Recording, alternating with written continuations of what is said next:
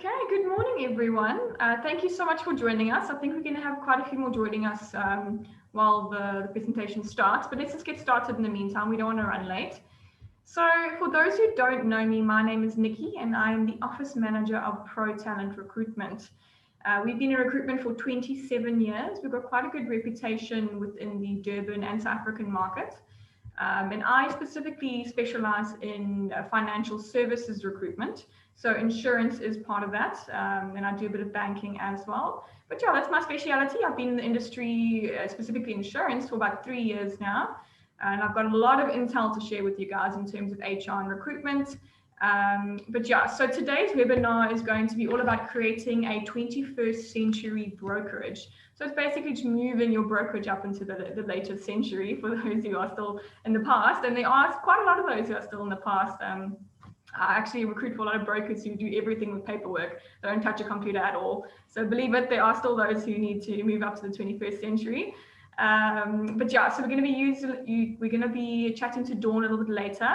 I'm going to do my introduction first. I'll be speaking about how to attract the right staff, how to hire diversely, and how to retain staff. And then Dawn, she's from Integrity Software.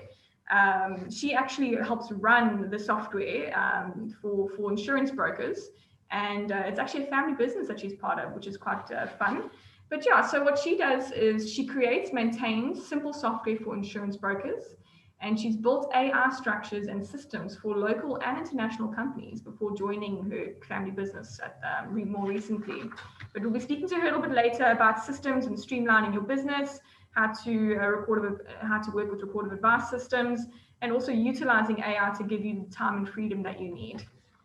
All right, so for me specifically, let's get started. As I mentioned earlier, I have been specializing in the insurance industry for about 3 years now. I have actually interviewed 2,600 insurance candidates within the South African market, specifically more Durban. I do focus a lot more on the Durban market. But I mean, South Africa, we do broad recruitment nationwide for some of our bigger brokerages. But yeah, so I've interviewed a lot of candidates from the industry. I do like to think of myself as a specialist, and I've got a lot of really interesting stuff to share with you guys. So my first topic is how to attract good staff. This is sort of a bit of a general topic for any company really who wants to attract good staff. And I know with insurance brokers, with quite a lot of them, it's quite a high staff turnaround, so there is quite a strong need to build a good brand so that your staff actually find you, your future staff find you, instead of you constantly hunting for staff.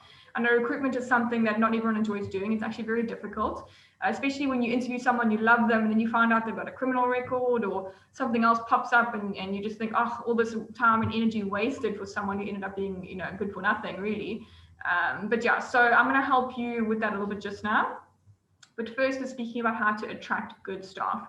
So as I mentioned earlier with branding, you need to create a brand that attracts staff for you. You want to be the type of company that people go, oh, X, Y, and Z broker, I want to work for them. And that's actually quite easy to create, fun enough, online. So a lot of people do their research on companies long before they even apply for the job. So what you need to work on is having an up-to-date website. You need to make sure your social media is up to date. I've got a lot of brokers who've made a Facebook page 10 years ago and they've never touched it since. So please make sure your Facebook, your website is all up to date. And yeah, so you need to make sure that even including fun photos of the team. So what's attracting a lot of youth nowadays is fun. They want to be in a fun work environment where they can get along with everyone, where it's sort of like a flat structure. A lot of the young candidates nowadays want, they don't want the hardcore boss. They want almost like a friend. So you need to create this sort of image on your social media that shows that you are all sort of on the same level, and the boss is out having fun with the staff, that sort of thing.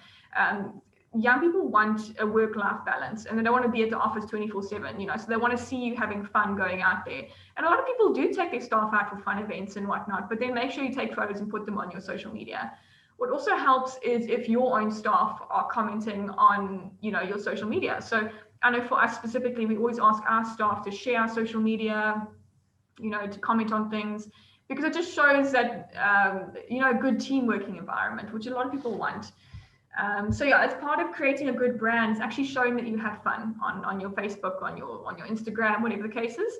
And my suggestion, just going into social media, is to choose at least 2 platforms that you enjoy being on. So Facebook is normally the number 1. Next would be the Instagram or Twitter or TikTok, whatever works for you. But I mean, Facebook is normally the number 1 that people go for. So yeah, making sure your Facebook, and your website is 100% up to date. Sometimes when we do research, I mean, as a job seeker, if you do a research in a company and you see their last post was 2 years ago, you think, well, what are they really doing now? Are they really up to date?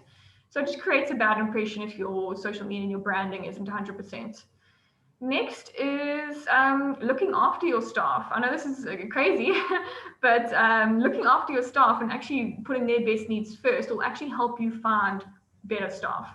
So for example, I'm really happy in my job. I love it here. We have a vacancy coming up. What am I going to do? I'm going to actually talk to my friends and say, hey, I know you're amazing. Do you want to come work for us? So a lot of staff will actually punt their own companies. And the best way for you to find new staff is through your current staff.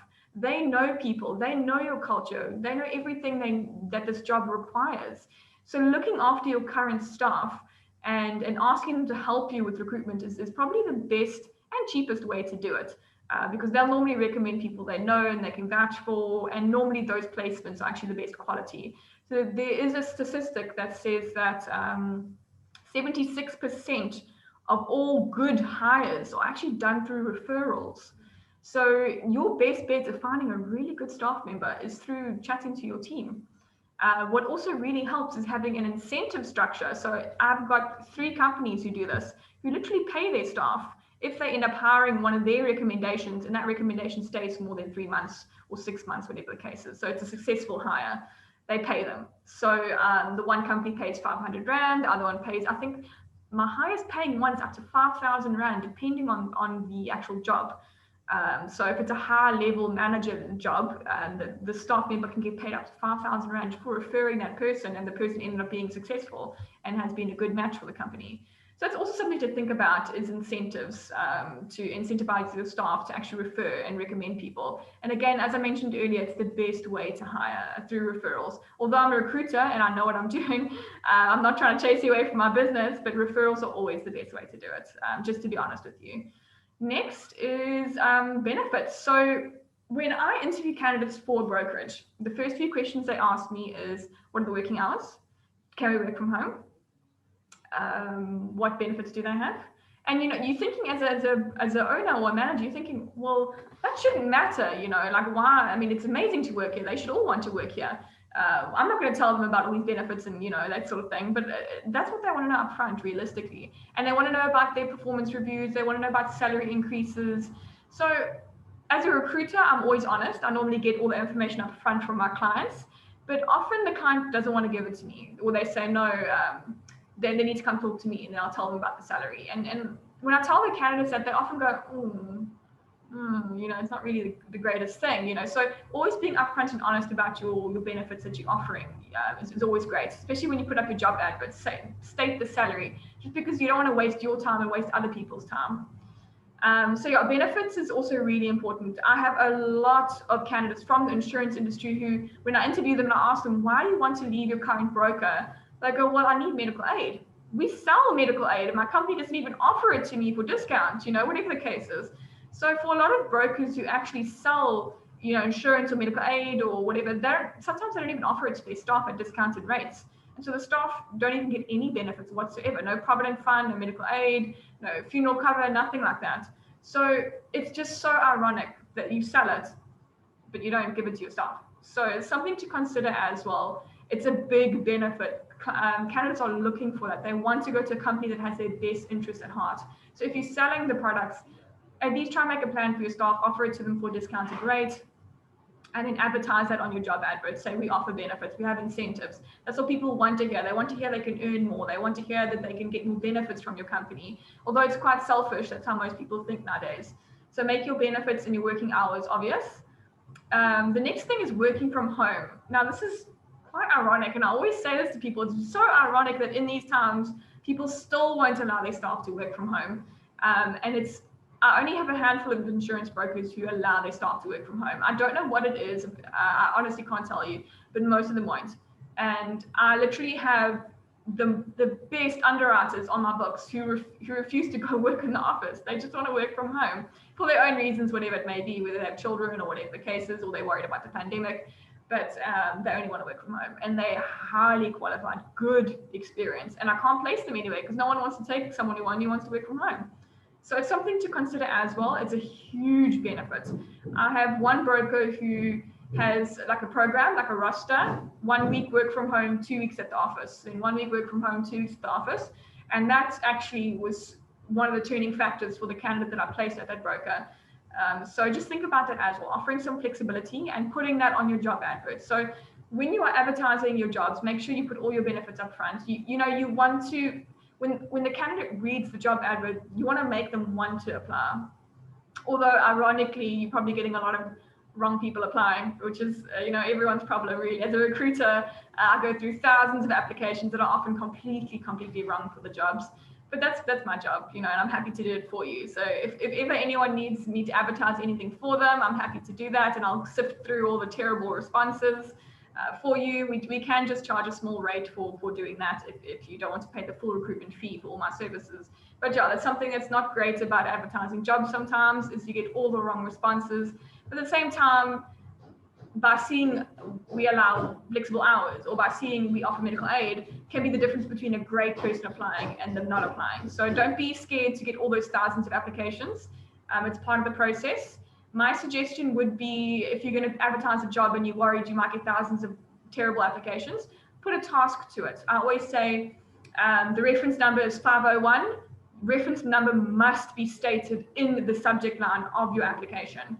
And anyone with 2 brain cells will read that and do it.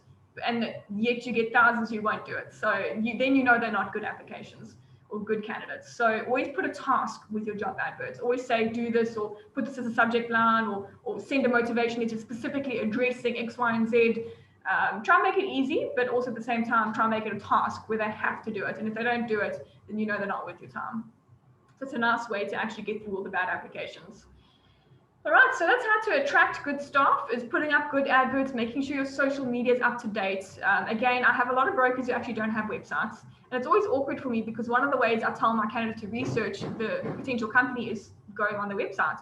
So I often then have to say, okay, well, I've got the lowdown from the client of what they're all about. Here it is on paper, but it's always nice if they can research your website. So make sure your website's up to date, your social media is fun, interactive. It shows that you're not just, a slave driver, that there's staff having fun at your company. Ask your staff to participate on your social media so that it creates a good team environment, or team impression at least. Also, you can offer incentives for your staff to refer people in. That's, in my opinion, the best way to do recruitment in any company. And lastly is offer benefits. If you're selling the product, at least offer it to your staff at a discounted rate, or even offer it as part of their package. Next is hiring diversely. So this is quite a pretentious or quite a sensitive topic. I have a lot of brokerages. There's a stereotype around brokerages, and in my opinion, it's actually normally true, that people stick to hiring certain types of people, whether they male, female, a certain race, a certain age. There's discrimination quite a lot in insurance. And I have to be honest with you guys, I've seen it time and time again. I started off my recruitment career in general recruitment. I recruited for manufacturing, for packaging, for everything, every industry. And I actually really enjoyed doing insurance. So I went and specialized in that. But insurance is very discriminatory and on every level, whether it be age, race, or gender. So I would say if you're finding that you seem to favor certain people, make an active effort to not do that.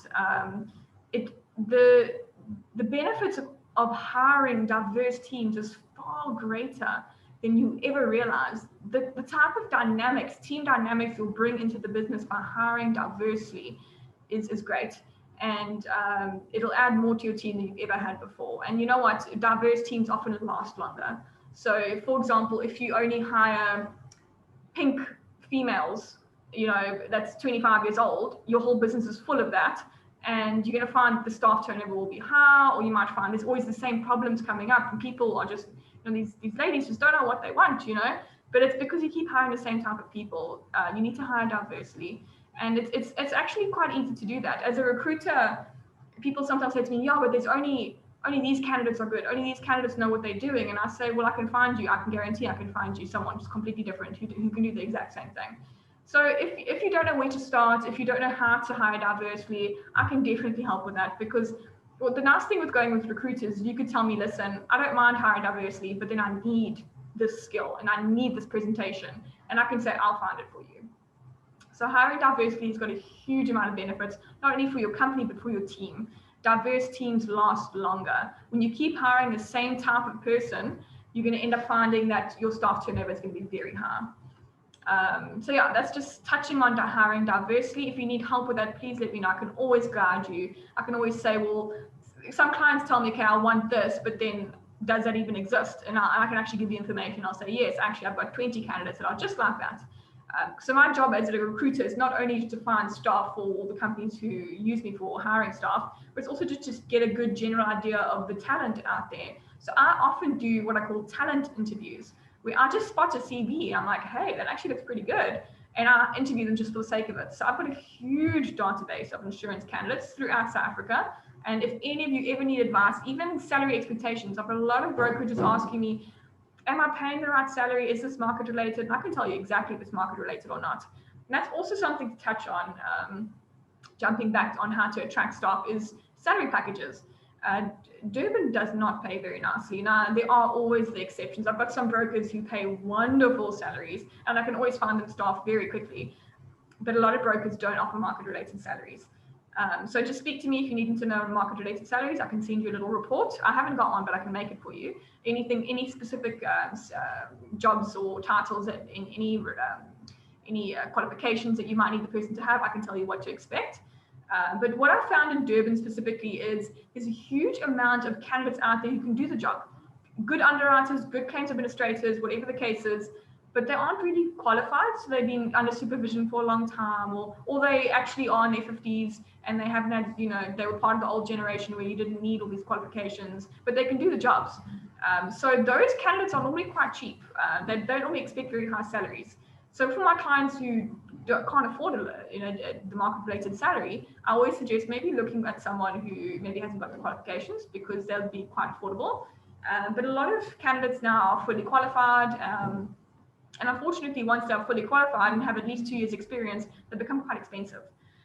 So it's something to consider, as well as market-related salaries. A lot of brokers don't offer market-related salaries, and I'm happy to help you with that information.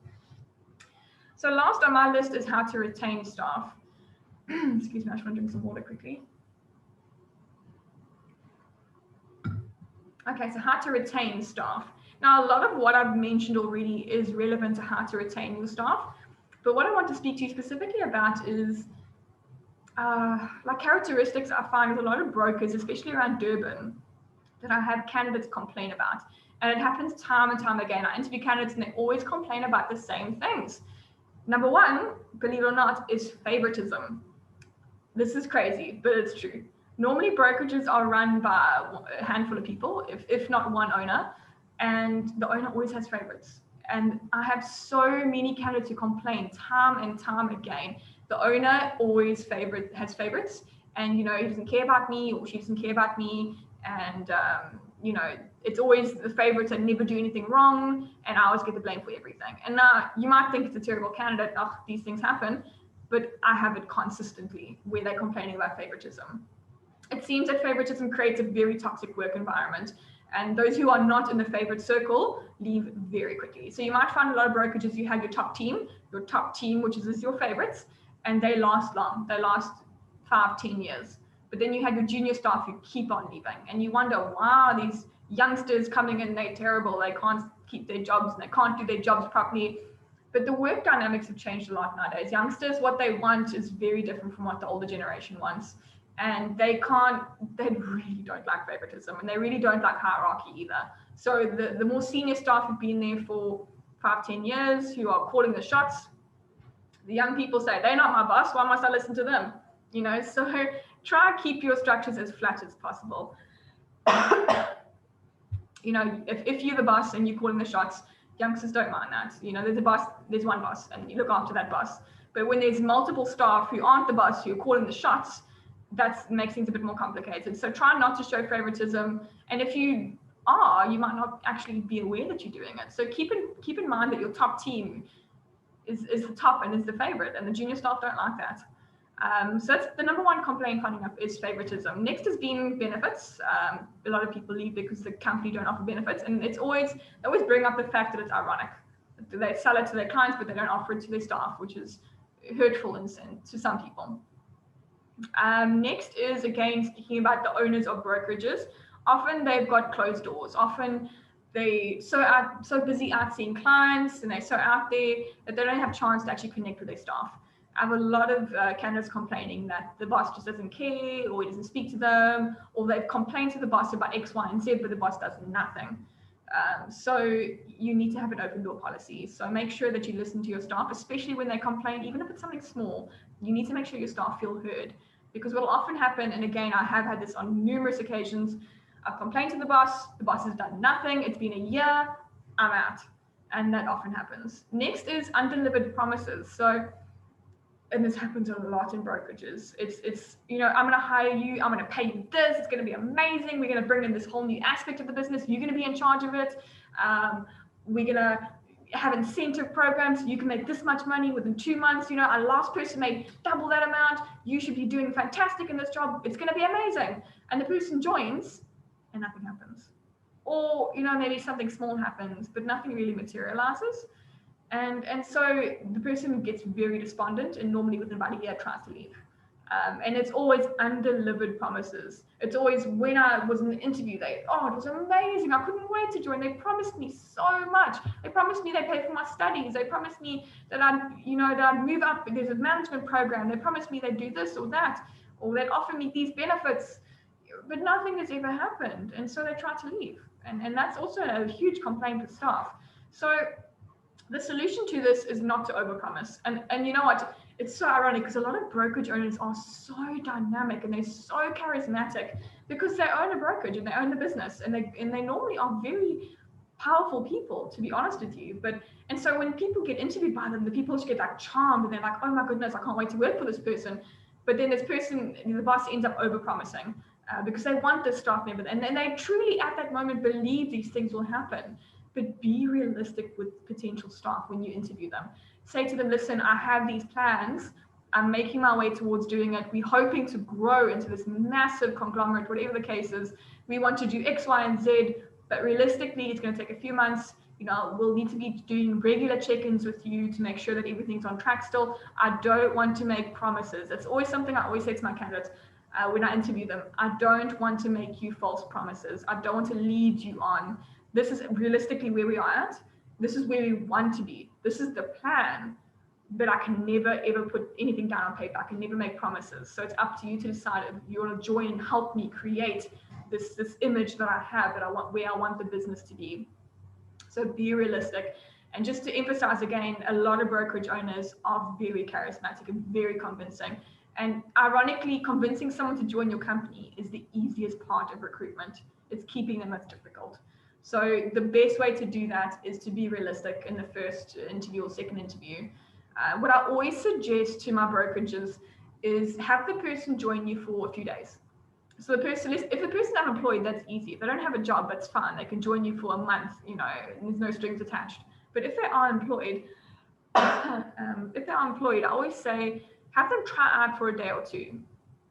If they can go up to a week, that'd be fantastic, but most people can't. But have them join you for a little bit, because normally within the first few days, you'll be able to see if they're a good match for you or if they're not. And then there's no harms, no fouls. At the end of the day, if they've come and spent a few days and they're not the right match, well, at least you haven't spent 20,000 Rand on a CCMA case, of trying to get rid of them. So it's always better to have the people try out, even if it is just for a day. But yeah, so my advice to people who want to retain staff is listen to your staff. When they complain to you about things, make sure that you are showing them that you're trying to help. Next is, don't be dominating. Again, a lot of brokerage owners and managers are actually very dominating people. And I've noticed a lot of the admin staff within insurance are actually quite timid, very soft-spoken most of the time. And they're normally quite young as well. So they don't like being dominated. They don't like being strongly instructed what to do. It's normally young people want to be negotiated with. It's like, don't you think you should rather be doing this? It's terrible. I know a lot of my brokerages complain constantly, but the new people coming in, the millennials or the Gen Zs or whatever they're called, you have to, it's a whole different ball game with them. You have to negotiate things with them. And, I can do a whole separate presentation on how to manage young people, but it's always fun. It's always fun. So if you need help with that, let me know, I can help you. But yeah, so next is, lastly, I should say, the toxic work culture. So a lot of brokerages throughout the decades they've been going have always employed certain types of people, have always given their favorite people the best treatment. So there's a lot of brokerages with very toxic work environments. And there's also a very strong theme of being overworked. I have a lot of candidates who complain that I work 10 hours a day. I still go home when I work. I come to work early. I work about 10 to 12 hours a day. It's ridiculous. I can't cope with this. I've asked for help. No one's giving me help. They say they're going to hire someone, but it's been no one hired. It's been a year now. And again, I think what will help that is the communication. And this goes again with the young people. They want to be communicated with. They want to be negotiated with. So if one of your staff comes to you and complain, I'm working too long, I can't cope, you need to make a plan. You don't just say, okay, cool, and then disappear. You need to communicate with them effectively. And every month they need to get back to them and say, okay, I've done X, Y, and Z. We've done this. We're still trying. Thank you so much for doing all these long hours. We appreciate it so much. I don't want you to think I've forgotten about you. I'm still doing everything I can do. It's just been difficult finding the right staff member, or it's just been this, or it's been that. Communicate with your staff when they complain about things. They want to be heard. They may not want a solution, well, they do want a solution, but they may not expect a solution immediately, but they expect feedback from you. So speak to your staff. Do not allow weeks to go by without you even speaking about certain issues with your staff. So you need to address any issues they have. And unfortunately, especially with female-dominated brokerages, there's often a lot of cattiness. I always say bringing in some boys into the environment always helps with that. But yeah, it is one of those things. So yeah, it's great. But having a diverse work culture will really, really help with a toxic environment. Trust me, it really does help. So that's basically it from our side with regards to how to attract good staff, how to hire diversely, and how to retain staff. As I've mentioned earlier, I've interviewed, I think, most of Durban in terms of insurance brokerages and staff. I do recruit for most of the brokers in Durban. For those of you who don't know me, I'm a specialist and I'm here to help you. As I said, I've got a lot of knowledge, a lot of intel, even more so. I can spend hours speaking about all the ins and outs of staff and brokerages and what I know about the inside information. But yeah, so if anyone needs any help, what you can do is you can email or call me. What I will do is in the chat, I'll put down my details, and I'm very happy to help with anyone, with anything you may need. I'm just going to do that now. Yeah, so we are, as I mentioned earlier, I'm an insurance recruiter, but as a recruitment agency, we actually do a variety of recruitment. So I don't want you to think you can only contact us for just insurance recruitment. We've got a full team of recruiters who specialize in multiple different industries. So if you have any friends who need help with recruitment, we're here to help. We're very negotiable on everything, really. So if you only want certain aspects of your recruitment done, we can literally just do advertising, or literally just vet your candidates, or even just speak to them or do their references. We can do that for you. But yeah, that's basically it from my side. I'm going to hand over to Dawn, who's going to be speaking to us about systemizing your brokerage. I'm very excited to hear all about it, Dawn, so over to you. Thanks, Nikki. I was so stoked when Nikki asked me to speak. So really cool. And I can see some familiar faces on the call, which also makes it really nice. So hello to everyone, especially those of you that I haven't seen in probably like a year because of COVID. It's quite cool. So yeah, I think I just want to emphasize something Nikki said there, because as she was talking, I was having a laugh, because I think our business is like half referrals and the other half recruited by Nikki. So, and I think we even have one employee who was referred to us and turned out that Nikki had recruited her as well. So I think, there's something to be said for finding the right way to get your staff, and when you find something that works, stick with it, because as we all know, finding the wrong staff is hell of a painful. Avoid it at all costs. And I think, you know, when we talk about tech, we like to think that technology is just going to be the silver bullet that comes in, and especially now, you know, there's buzzwords everywhere, AI and machine learning and automation and all of these different things that are just thrown around all over the place. And we can have the tendency to think that technology is going to come and be the silver bullet and just solve all of our problems, and it will all just work so beautifully and smoothly. But really, technology is just a magnifying glass of what is going on. And things that are working really well, you can use good tech to, you know, improve systems, to make things faster, to make your business more efficient. But where things are bad, where staff are not doing what they're supposed to, where processes are outdated, where they're not accomplishing anything, all the technology is going to do is going to show you really clearly where you need to change things. And so I think it's really important always to talk about that, because we've seen so many of our clients spend thousands and thousands on technology. When I was working in corporate, I've seen corporate spend millions on technology that they thought was going to come in and revolutionize everything. And without properly assessing if it's actually solving a problem for you, and without your staff buying in, it really doesn't make any difference, and that money can effectively be completely wasted. So it's really important, and I think that's really what I want to talk about today with AI and all of these things, is the importance of, you know, educating ourselves and understanding what it is. Because being in the tech industry, and probably being guilty of this at some point, we love to throw around the fancy words and make it sound like our wonderful solution we built is just magical. And when you're not part of tech, it's really easy to get caught up in that like concept of like this wonderful magical solution, and you know, they never are. There's always more problems, no matter what problem you solve. We're just always aiming to get a better quality problem in our business, because you're always going to be on to the next thing. So I had a look while I was thinking of what I was going to say today, and I was thinking, well, what is AI? What is that for all of us? And so I Googled it, because I'm a millennial. I'm one of those ones that Nicky was saying so difficult to hire.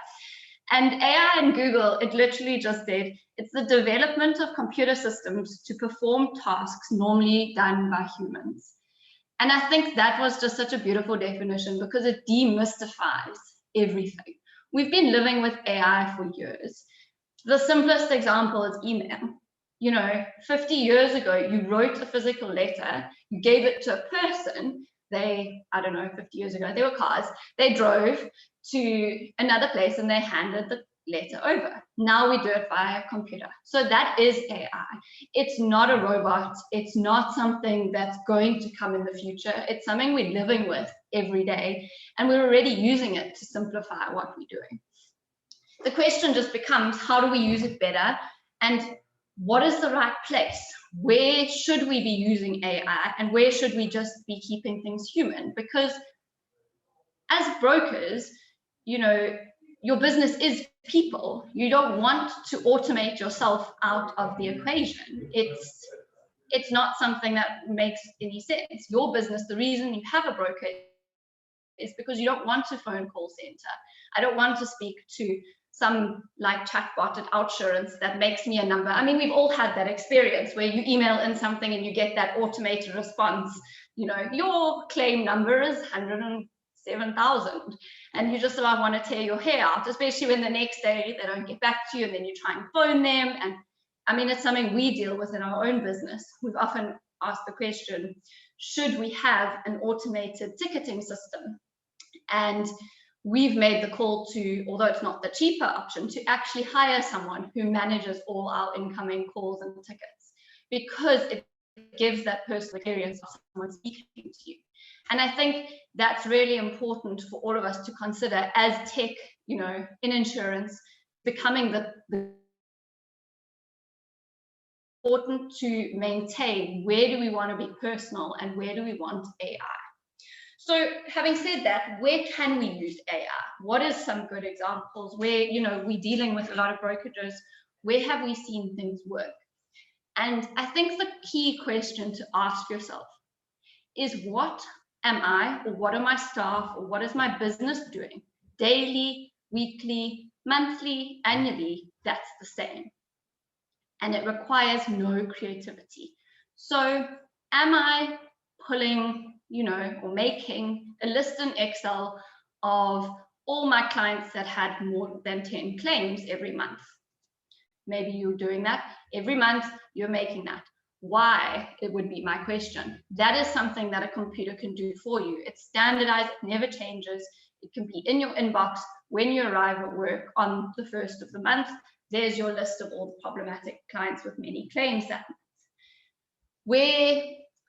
Where am I doing things annually? What reporting on my business overall, on employee performance? That I'm pulling the same report. It's got the same rules, the same set of data year on year, and we can automate that and save you 5 hours that you would have spent sitting in Excel putting all of that together. And that's really the place of AI in a brokerage for now. I mean, we can talk big picture. We can talk about the place where someone's phoning you to lodge their claim and it's all automated and it's coming through the background. But a lot of the time in brokerages, like I mentioned, we have to be careful of keeping that personal touch, because sometimes when your car breaks down and you want to phone the brokerage, you want to know that you spoke to your broker and that they care and they're not leaving you sitting on the side of the road. So it's really important to consider that. And it's also really important to consider, how are we measuring if something is effective? So we take this wonderful AI solution that we think is going to streamline our business. It's going to make things faster, smarter, better. How do I know it's done that job? What am I using to measure, to say, actually, I'll use our example. People often have moved across from other system providers to our system. And I've asked them, how do you know that ours is better, like for you? Because maybe it's not. And it's a really important question to consider. How do I know that this piece of technology that I've paid money for, I've got my staff to invest a lot of time, they've got to invest mental energy, and people don't like change. So new technology is always scary when it comes to teams. It's not something that is, I don't think I've ever seen a company move huge technology with no staff being worried about what that means for them. So it takes a lot of emotional energy to invest in technology. So how do you know that's making the impact that you want it to make is a very important question to ask yourself. We've had many cases of brokers who have had, a really bad year and things have gone wrong. This year with COVID and having to work remotely, we had many instances of people phoning me and being like, I don't know how to know if my team's even working. They could be sitting at home watching TV all day and I'm doing everything. Or they could be working really hard, but I have absolutely no way of knowing. And it's too late then to make those changes because you're already there. And obviously we can look at ways to move forward, but we have to be thinking ahead. This has happened once. People have changed the way they think about work. Like Nicky said, working from home in terms of attracting staff is a huge thing, especially for the younger generation. I know myself included, it's something that I value. So how do we look ahead now to make sure that when we do have staff that are working from home, we can measure and manage that correctly? Because if you can't measure something, you can't manage it. If you can't measure the effectiveness of a person, the effectiveness of a process, the effectiveness of the technology, how are you going to manage if that is the correct solution for you? So it's very important, I think, to be looking forward and to be looking at technology and saying, how are we going to use this to better manage our businesses going forward? How are we going to use this to be more effective? So I wrote down a couple of questions that I thought was relevant because, as I said, we've seen so many people lose money on tech in the past. And if that's all I can do is help you not do that, then that's a job well done, because it's horrible to watch. And I don't like the reputation that the tech industry can get for sort of false promises and not delivering. I can see a few smiles there, so I'm sure that means you've also experienced it. But I think it's important to ask yourself, when you get exposed to a new piece of technology and it sounds magical and wonderful, is this useful for me? So every piece of technology is useful, but is it useful for you is the question. Because an example is, you can have automated messaging with WhatsApp at the moment, and you can either run that yourself through WhatsApp for Business on a phone in your office, or you can integrate to what's called an API, the WhatsApp API, which is owned by Facebook. And that is incredible. It's the most wonderful piece of technology. However, it's run through Facebook, and it's going to cost, I think the starting price is about $1,500 a month. So convert that into rands, suddenly maybe it's not such a useful piece of technology for me. Although if you are, who did they give us the example that used it? Toyota, that was who it was. Toyota's integrated. If you're Toyota, that's a fantastic thing, because it's $1,500 and it's saving you all those phone calls, all those SMSs. But if you're not Toyota, if you're Integrity Software, suddenly it's not so useful for me. So I think asking yourself, is it useful for me, is a really important question. I think the other thing to ask yourself is, what task is this removing, or what task is it adding? Because again, AI in the right place can simplify beautifully, but it can also add additional work that didn't exist. And that's okay. Sometimes we need those additional things added, but it's, again, just ensuring that what it's adding is value, and it's not just adding tasks for the sake of some fancy technology. So asking yourself, is this useful for me? And what is this? What task is this replacing? Or what task or process is it adding to my business? And is that adding the value I want it to? And then I think finally, and I touched on this earlier, it's asking yourself, how will I know this is effective? So what about this will tell me that this piece of technology is effective? Because things can be really, really good ideas, but that doesn't necessarily mean they're effective in our day-to-day businesses. And so that is a very important question. How will I know that this is effective? And it's something we do with all the brokers we work with now. When they move across to our platform, one of the things we do up front is, what are the key objectives, and how will we know that we've made your business more effective by doing this move? Because that's important. Otherwise, why, what is the point, to be quite frank? So asking yourself and being clear on, how is this effective? And part of that is being honest with yourself about where you are today, because you can't make a map to becoming a brokerage of the future if you aren't honest about, where are we today? What are we good at? What are we not so good at?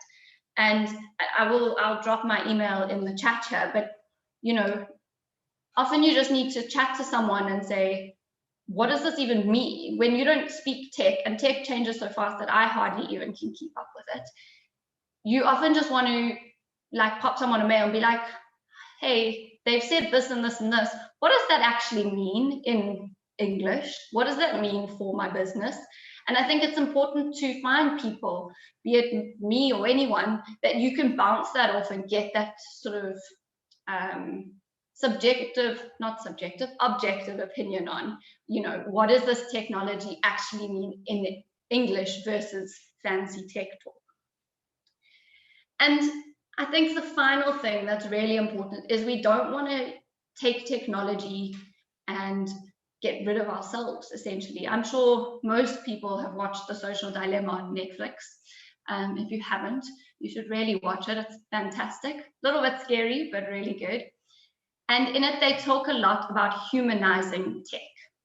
And essentially, it's the idea that we've gone away from creating tech for humans, and we've created tech that doesn't need people, or that humans are the commodity versus the users of the technology. They even said in it, they said software is the only industry other than drug addicts that they call their clients users, which I thought was quite a hard-hitting statement, being someone in the software industry. But it's something to consider. You know, what is the point of this, and how do we become more human? It's about making sure that we connect with people and that we use technology to take over all the admin. I mean, there's so much admin, so much compliance in the industry now. How do we use technology to get rid of that so that we can go back to connecting with people? I've never met a broker or someone who works at a high level in a brokerage that doesn't want to connect with people. 99% of all people in the industry, that's why they're in the industry. They love the connection with people.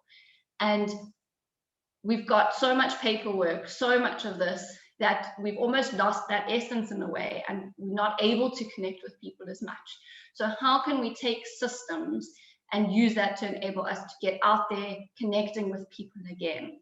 And I think after COVID as well, we've all, at least I certainly have realized the value of connection. We've all done these Zoom calls. I've done, you know, so many Zoom calls. I almost never want to do another Zoom call in my life. And it never compares to sitting having a cup of coffee with someone. So that's the key for us. And what we do is, how do we build something that takes away your admin so that you can get out there and do what you love to do? And I think every piece of technology, every piece of AI should have that at its core mission. How is it enabling you to better interact with your clients and to serve them better? Because that's what we're here to do at the end of the day. It's the point of being a broker. I think the last thing I just want to say is, I wrote down a quote that I'd read, and it's from a book by Jim Collins called Good to Great. And it's about moving businesses from being good businesses to great businesses. And in it, he talks about all the businesses he interviewed, and that none of them technology featured in their top 5 of what was important in taking their businesses to the next level. It was all something they used, but it never featured in the key points. And what he said in it was that when used right, technology is an accelerator of momentum, not a creator. And that is, I think, would sum up everything I've said today, is technology is here. It's going to be a part of our future. It's going to magnify everything you're doing, but it's not going to create the good culture and the good systems. You've got to create that. And then you've got to find the technology that's going to keep that momentum going for you as you go forward and accelerate your growth. Yeah, so that's all from me. I think I'll give it back to Nicky. And yeah, thank you so much for listening. Oh, thank you, Dawn. Thank you so much. That was really insightful, and a lot of what you say is completely true. I think a lot of it is managing expectations. A lot of clients think, oh, technology is going to be my saving grace. It's going to do everything I need it to do. But at the end of the day, if people don't use it properly, there's no point. And I think that's what part of integrity is all about, is actually teaching you how to use it properly and making sure your business is running as it should be, optimally as possible. But yeah, guys, that's basically it. If anyone has any urgent questions, you can put it in the chat. Otherwise, Dawn and I have provided our contact details. You're more than welcome to contact us at any stage.